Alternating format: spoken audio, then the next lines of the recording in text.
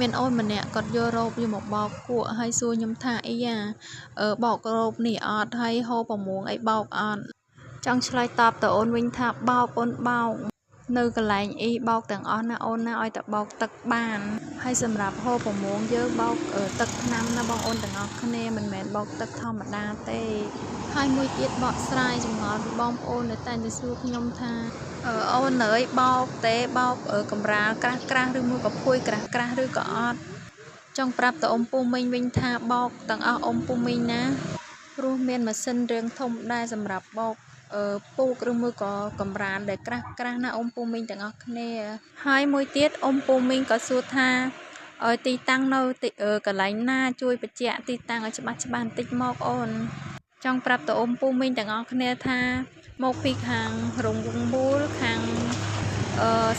ស្ដាំដៃណាអ៊ំពូមីងទាំងអស់គ្នាទល់មុខហាង2005រៀងបញ្ឆាកបន្តិចជាមួយនឹង JNT ណាអ៊ំពូមីងទាំងអស់គ្នា